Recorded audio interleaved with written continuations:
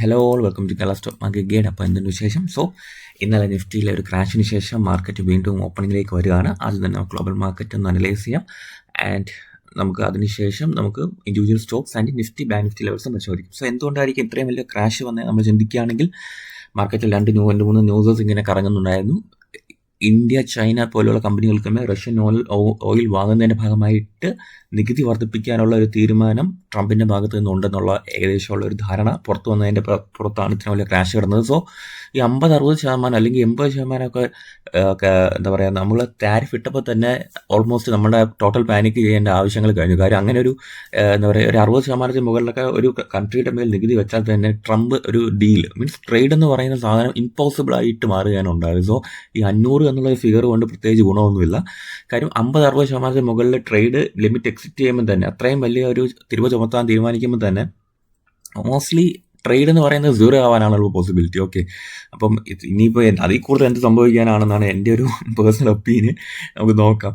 അപ്പോൾ Dow Jones ഫിച്ച് and S&P and Nasdaq totally flat to നെഗറ്റീവിൽ നിന്ന് നമുക്ക് കാര്യങ്ങൾ പറയാം. യൂറോപ്യൻ മാർക്കറ്റ്സ് ഫ്ലാറ്റ് ആയിട്ട് നിൽക്കുകയാണ്. ആൻഡ് ഗിഫ്റ്റ് നിഫ്റ്റി അത്ഭുതം എന്ന് പറയട്ടെ ലൈറ്റ്ലി പോസിറ്റീവാണ്. ജാപ്പനീസ് മാർക്കറ്റ്സും ഒക്കെ നോക്കുകയാണെങ്കിൽ തായ്വാൻ വെയിറ്റഡ് സ്ലൈറ്റ്ലി നല്ല അത്യാവശ്യം നല്ല രീതിയിൽ ഡൗൺ സൈഡാണ്. ഒരു മിക്സഡ് റിസൾട്ടാണ് നമുക്ക് ടോട്ടൽ മാർക്കറ്റ് കണ്ടീഷൻ അങ്ങോട്ടും ഇങ്ങോട്ടും നോക്കുമ്പോൾ. മേ ബി നമുക്ക് ലൈറ്റ്ലി ഒരു ഫ്ലാറ്റ് ഓപ്പണിങ്ങിലേക്ക് നമ്മൾ നീങ്ങുകയാണെന്നാണ് ഗിഫ്റ്റ് നിഫ്റ്റിയുടെ പെർഫോമൻസ് കണ്ടിട്ട് നമുക്ക് തോന്നുന്നത്. നിഫ്റ്റി ഒന്ന് പറയാം. കാര്യം കുറച്ചധികം ദിവസമായി കഷ്ടപ്പെട്ട് മാർക്കറ്റ് ഒരു ഹൈ റീസെൻ്റ് ആയിട്ട് ഉണ്ടാക്കിയ ഹൈ റീഗെയിൻ ചെയ്ത ശേഷം മാർക്കറ്റ് വീണ്ടും ഒറ്റയടിക്ക് താഴെ വരുന്ന ഒരു അവസ്ഥ ഇന്നലത്തെ ന്യൂസോട് കൂടി ഉണ്ടായിട്ടുണ്ട്.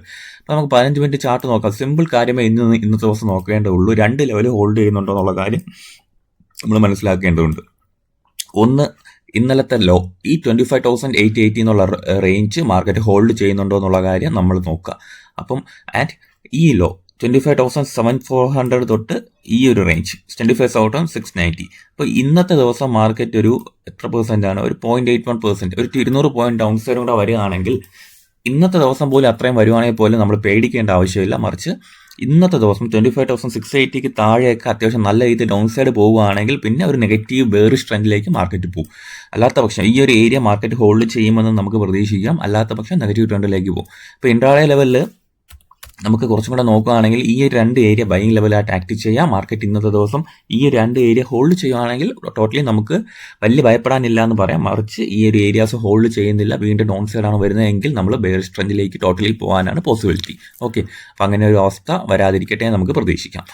ഇപ്പോൾ ഇൻട്രാഡേ ലെവൽസ് നമ്മൾ തൽക്കാലം ഇന്ന് നിഫ്റ്റിയിൽ നമ്മൾ ഇന്ന് കുറച്ചും കൂടെ ഒരു സേഫ്റ്റി പ്രിക്കോഷനിലായിട്ടിരിക്കുകയാണ്. ലാസ്റ്റ് ട്രേഡിംഗ് ഡേ ആണ്. അപ്പം മൺഡേ തൊട്ട് നമുക്ക് ആക്റ്റീവായിട്ട് നിഫ്റ്റി ലെവൽസ് പരിശോധിക്കാം. ഇന്ന് എന്തായാലും ബ്ലാൻഡായിട്ട് നമ്മളൊരു കാര്യം ഉറപ്പാക്കുക, ഈ ഒരു ലെവൽസ് ഹോൾഡ് ചെയ്തില്ലെങ്കിൽ മാർക്കറ്റിൽ കൂടുതൽ സ്വിംഗ് ട്രേഡിംഗ് പൊസിഷൻസ് പോലും എടുക്കാതിരിക്കുക. ഓക്കെ, അപ്പോൾ സ്റ്റോക്സ് ഇന്ന് എന്തെങ്കിലും സ്റ്റോക്സ് പ്രത്യേകിച്ച് ചർച്ച ചെയ്യാനുണ്ടോ എന്ന് ചോദിച്ചാൽ, പ്രത്യേകിച്ച് നമുക്ക് രാവിലെ ഇൻട്രാഡേ മൊമെൻറ്റ്സ് കിട്ടാവുന്ന കുറച്ച് സ്റ്റോക്സ് ഒക്കെ ഉണ്ട്. അപ്പോൾ അതിൽ നോക്കുകയാണെങ്കിൽ നമ്മുടെ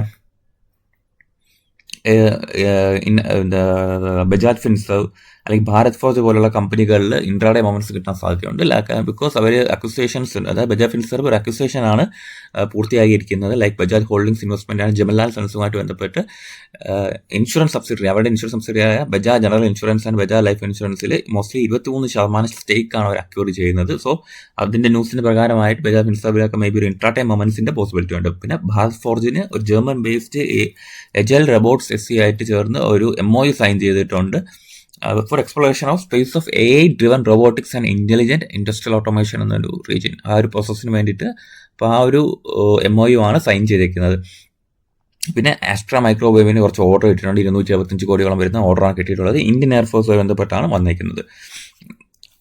ഓക്കെ, അപ്പം ഒരുപാട് കമ്പനികൾക്ക് ന്യൂസസ് ഒരുപാട് കമ്പനി ബേസ്ഡ് ന്യൂസസ് ഇങ്ങനെ പുറത്തു വരുന്നുണ്ട്. പിന്നെ ആന്ധ്ര സിമെന്റ്സിനുള്ള ന്യൂസ് തന്നെ പ്രൊമോട്ടറുണ്ട്. സാഗർ സിമെന്റ്സ് മോസ്റ്റ്ലി 75 ലക്ഷം ഇക്വിറ്റി ഷെയർസ് സെല്ല് ചെയ്യാനായിട്ട് പോസിബിൾ ഉണ്ട്.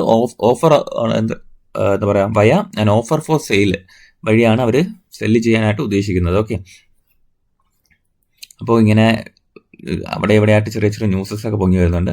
പിന്നെ BELന് പുതിയ ഓർഡർ കിട്ടിയിട്ടുള്ള ന്യൂസ് ഉണ്ട്. 596 കോടി രൂപയുടെ ഓർഡറാണ് കിട്ടിയിട്ടുള്ളത്. പിന്നെ BHELന് പുതിയ ഓർഡർ വന്നിട്ടുണ്ട്.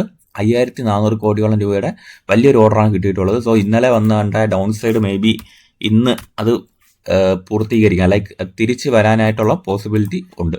അപ്പോൾ ഞാൻ BHELന്റെ ചാർട്ട് നമുക്കൊന്ന് കാണിച്ചു തരാം. അത്യാവശ്യം നല്ലൊരു ഹെവി ആയിട്ട് പൊയ്ക്കൊണ്ടിരുന്നതാണ്. പക്ഷേ ഇന്നലെ കണ്ടില്ലേ, സ്ട്രക്ചറിനെ തന്നെ ബാധിക്കുന്ന രീതിയിൽ അത്യാവശ്യം നല്ല രീതിയിൽ ഡൗൺ സൈഡ് വന്നു BHEL. അപ്പോൾ നമുക്ക് ഈ BHEL വീണ്ടും റീ എൻട്രി ഞാൻ നോക്കുന്നതായിരിക്കും. ഈ ഒരു ഏരിയയ്ക്ക് പുറത്ത് പോവുകയാണെങ്കിൽ ഒരു റീ എൻട്രി നമ്മൾ നോക്കുന്നതായിരിക്കും. അപ്പോൾ ഇന്നലെ കണ്ട് കാണും, ഇന്നലത്തെ ഒരു ക്രാഷിൽ മാർക്കറ്റ് ഡൗൺ സൈഡ് വന്ന് ഈ ഒരു ലെവൽ താഴെ വരെ ക്ലോസ് ചെയ്തിട്ടുണ്ട്. സോ ഇനി ഞാൻ നോക്കുന്നത് ഈ ഒരു ഏരിയയ്ക്ക് മുകളിൽ വന്ന് ട്രേഡ് ചെയ്യുവാണെങ്കിൽ അത്യാവശ്യം നല്ല രീതിയിലുള്ള മൂവ്മെൻറ്റ് നമുക്ക് പ്രതീക്ഷിക്കാം. അപ്പം ഇന്നലെ നോക്കുകയാണെങ്കിൽ എത്ര പെർസെൻറ്റാണ് ഡൗൺ സൈഡ് വന്ന് നോക്കാം. മോസ്റ്റ്ലി ഒരു 13% മൂവ്മെൻറ്റ് ഡൗൺ സൈഡ് വന്നിട്ടുണ്ട്. അപ്പോൾ ഒരുപാട് വീക്ക് ഹാൻഡ്സ് ഇപ്പോൾ തന്നെ നിലവിൽ മാർക്കറ്റിൽ നിന്ന് ഔട്ട് ആക്കിയിട്ടുണ്ട് BHEL. അപ്പം അടുത്തിനി നമുക്ക് നോക്കേണ്ടത് ഈ ഒരു ഏരിയയ്ക്ക് മുകളിൽ ട്രേഡ് ചെയ്യാൻ മാർക്കറ്റിന് കഴിയുമോ എന്നുള്ളതാണ്. അത്യാവശ്യം നല്ല വലിയൊരു ഓർഡേഴ്സൊക്കെ മാർക്കറ്റിലേക്ക് വന്നിട്ടുണ്ട്. സോ എന്തായാലും ഈ ഒരു നെഗറ്റീവ് സെല്ലിംഗ് പ്രഷർ മാർക്കറ്റ് അതിജീവിക്കാനുള്ള പോസിബിലിറ്റി ഞാൻ അതിൽ BHEL കാണുന്നുണ്ട്. ഓക്കെ, സോ ഇത്രയാണ് ബേസിക്കലി ഉള്ള ന്യൂസസ്. പിന്നെ ലൈവ് മാർക്കറ്റിൽ ഞാൻ കൂടുതൽ ട്രേഡ്സ് ഞാൻ അറിയിക്കുന്നതായിരിക്കും. എന്തായാലും ഇന്നത്തെ ദിവസം ഒന്ന് വെയിറ്റ് ചെയ്യാനാണ് എൻ്റെ ഒരു തീരുമാനം. അപ്പം ITC ഹോട്ടൽസ് അടക്കമുള്ള കമ്പനികൾ ഇപ്പം സ്റ്റിൽ ട്രേഡ് ആക്റ്റീവ് ആക്കാതെ ഞാൻ വെയിറ്റ് ചെയ്യുകയാണ്. ഈ ഒരു സോൺ ഔട്ട്, ഒരു 200 എബോവ് സോൺ ഔട്ട് ചെയ്താൽ മാത്രമേ ട്രേഡ് ആക്റ്റീവ് ആയിട്ട് ചെയ്യത്തുള്ളൂ. ആൻഡ് ഇന്ന് കൂടുതൽ എന്താ പറയുക, വലിയ ട്രേഡുകൾക്ക് പോകാതെ മാർക്കറ്റിൽ എന്ത് നടക്കുകയാണെന്ന് വാച്ച് ചെയ്ത ശേഷം മാത്രമേ കൂടുതൽ ഡിസിഷൻസിലേക്ക് ഞാൻ നീങ്ങത്തുള്ളൂ. ഓക്കെ, സോ കണ്ടില്ലേ, വാച്ച് ലിസ്റ്റ് ഇട്ടിരുന്ന ട്രേഡ്സ് ഫുള്ളും നെഗറ്റീവ് ക്ലോസിംഗ് ആണ്. കാര്യം അത്രയ്ക്ക് മോശം മാർക്കറ്റ് ആയിരുന്നു ഇന്നലത്തെ ഒരു ദിവസം. ഒരുപാട് സ്റ്റോപ്പ് ലോസ് ഹണ്ടിങ്, ഒരുപാട് പേരെ മാർക്കറ്റിൽ നിന്ന് ഔട്ടാക്കുന്ന രീതിയിലുള്ള ഒരു സെല്ലിംഗ് പ്രഷർ ഇന്നലെ നേരിട്ടിട്ടുണ്ട്. സോ ഇന്നെന്തായാലും കൂടുതൽ സ്റ്റോക്സ് ഞാൻ ആഡ് ചെയ്തിട്ടില്ല. ലൈവ് മാർക്കറ്റിൽ ഒന്ന് സ്കാൻ ചെയ്ത് നോക്കുമ്പോൾ കിട്ടുന്ന കമ്പനികളിൽ ഇൻട്രാഡേ മൊമെന്റ്സ് അല്ലെങ്കിൽ സ്വിംഗ് ട്രേഡിംഗ് പോസിബിലിറ്റി ഉണ്ടെങ്കിൽ ഞാൻ എന്തായാലും ടെലിഗ്രാം ഗ്രൂപ്പിൽ അപ്ഡേറ്റ് ചെയ്യുന്നതായിരിക്കും. Okay, so thank you.